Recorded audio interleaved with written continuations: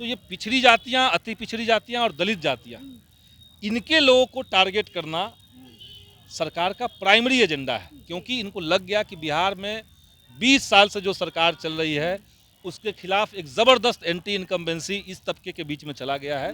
दलित इस सरकार को वोट नहीं डालेंगे, पिछड़े समुदाय के लोग इस सरकार से नाराज़ हैं, जो प्रवासी मजदूर हैं जो बाहर धक्के खा रहे हैं क्योंकि बिहार में रोजगार नहीं मिला, वो इस सरकार से खुश नहीं है। ये गठबंधन केवल ऊपरी नेताओं का गठबंधन नहीं है, बल्कि बिहार की वो जनता जो 20 सालों से नीतीश जी को, मोदी जी को झेल रही है, वो उबी हुई जनता, वो त्रस्त जनता, उनकी एकजुटता है। नमस्कार, लाइव बिहार देख रहे हैं आप, आपके साथ मैं स्नेहा गुप्ता। आपको बता दें कि आज जिस तरीके से विपक्षी दलों के द्वारा बिहार में बिहार बंद का आंदोलन जो है वो काफ़ी ज़्यादा तीव्र रहा, लेकिन अब हमारे साथ खास बातचीत करने के लिए माले विधायक संदीप सौरभ है। हालांकि अब ये बिहार बंद खत्म हो चुका है। कैसा रहा संदीप जी, सबसे पहले ये पूरा आंदोलन जो आप लोगों ने किया? बिहार बंद इस बार इसलिए अलग रहा कि केवल ये पार्टियों का आंदोलन नहीं था। जी। पटना में तमाम पार्टियों के राष्ट्रीय नेता तो मौजूद थे, लेकिन बिहार के तमाम जिलों का अगर आप रिपोर्ट देखें तो सभी जगह जनता स्वतः स्फूर्त तरीके से सड़क पर उतरी। जी। क्योंकि ये जो हमला है चुनाव आयोग के माध्यम से बीजेपी का, ये हमला भारत के इतिहास में संविधान और लोकतंत्र के ऊपर सबसे बड़ा हमला है। ये मैं इसलिए कह रहा हूँ सबसे बड़ा हमला, क्योंकि लोकतंत्र और संविधान, इन दो शब्दों का जो सबसे बुनियादी मतलब जहाँ से शुरू होता है वो है कि जनता तय करेगी कि सरकार कौन होगा, मतदाता तय करेंगे कि किसकी सरकार बनेगी। अब ये उसको सर के बल खड़ा करके कहा जा रहा है कि नहीं, चुनाव आयोग के माध्यम से सरकार तय करेगी कि कौन मतदाता है, कौन मतदाता नहीं है। सरकार तय कर रही है कि कौन जनता है, कौन जनता नहीं है। तो ये तो पूरे प्रक्रिया को आपने उलट दिया। 8 करोड़ से ज़्यादा मतदाता बिहार में हैं, 3 महीने चुनाव के बचे हुए हैं, और आप कह रहे हैं कि हम 25 दिन में, 1 महीने के अंदर 8 करोड़ मतदाताओं का डॉक्यूमेंट मांगेंगे, जो नहीं देंगे उनको बाहर कर देंगे। 2 करोड़ लोग बिहार से बाहर जाकर के काम करते हैं, मजदूरी करते हैं, कुछ परमानेंट हैं, कुछ टेम्पोररी जाके काम करते हैं। चुनाव के टाइम पे वो अपने गांव आते हैं, क्योंकि गांव में उनके माँ बाप हैं, परिवार हैं, खेती बाड़ी है, ज़मीन है, समाज है, गांव है अपना। तो वो चाहते हैं कि उनका वोटर लिस्ट का अधिकार यहाँ पे रहे, वोट डालने का अधिकार यहाँ पे रहे, ताकि वो तय कर पाए कि भाई उनका जो गांव है उनके लिए बेहतर कौन है। आप चुनाव आयोग ने करा कि नहीं, उनका कोई राइट नहीं बनता है कि वो बिहार में जाके वोट डाले।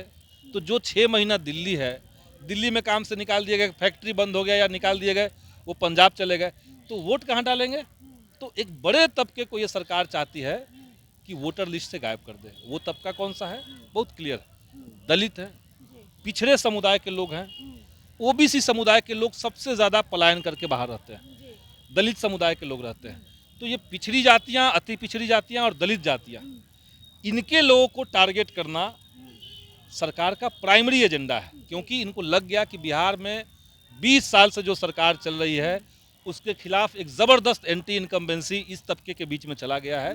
दलित इस सरकार को वोट नहीं डालेंगे, पिछड़े समुदाय के लोग इस सरकार से नाराज़ हैं, जो प्रवासी मजदूर हैं जो बाहर धक्के खा रहे हैं क्योंकि बिहार में रोजगार नहीं मिला, वो इस सरकार से खुश नहीं है।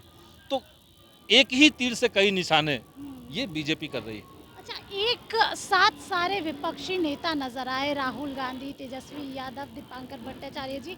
ये जो एकजुटता है, क्या सीट शेयरिंग और इन सारे मुद्दों पे भी दिखेगी? बिल्कुल बिल्कुल दिखेगी, सारे मुद्दों पे एकजुटता है, क्योंकि हम लोग का एकजुट प्लान है। हम देश के संविधान को, लोकतंत्र को बचाना चाहते हैं। मुट्ठी बंद है ना? एकदम मुट्ठी बंद है। जी। हम लोग चाहते हैं कि देश का संविधान, लोकतंत्र बरकरार रहे। हम चाहते हैं कि युवाओं को रोजगार मिले। हम चाहते हैं कि सरकार की नीतियां इस तरह की बने कि ताकि सबसे गरीब तबके के लोग हैं वो लाभान्वित हो सके। तो ये जिनका एजेंडा है वो एक साथ रहेंगे। ये गठबंधन केवल ऊपरी नेताओं का गठबंधन नहीं है, बल्कि बिहार की वो जनता जो 20 सालों से नीतीश जी को, मोदी जी को झेल रही है, वो उबी हुई जनता, वो त्रस्त जनता, उनकी एकजुटता है। तो आखिरी सवाल आपसे पूछूंगी, क्योंकि सारे विपक्षी एक साथ जुट गए, क्या बीजेपी में या एनडीए में डर का माहौल थोड़ा सा तो होना ही चाहिए? डर का माहौल है तभी ये फैसला लिया है।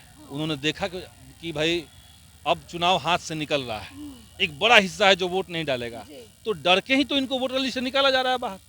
वो डर गए दलितों से, पिछड़े समुदाय के लोगों से, गरीबों से, प्रवासी मजदूरों से वो डर गए। उसी डर से इन्होंने फैसला लिया कि इनका नाम वोटर लिस्ट से निकाल दिया जाए। क्या तरीका होगा? तो ऐसा डॉक्यूमेंट मांगिए जो इनके पास हो ही नहीं। चलिए, सीधे तौर पे देखिए, आंदोलन खत्म होने के बाद और बिहार बंद होने के बाद क्या कुछ कहते नजर आए माले विधायक संदीप सौरभ हमारे साथ थे। आप बने रहिए हमारे साथ, तब तक के लिए बहुत बहुत शुक्रिया।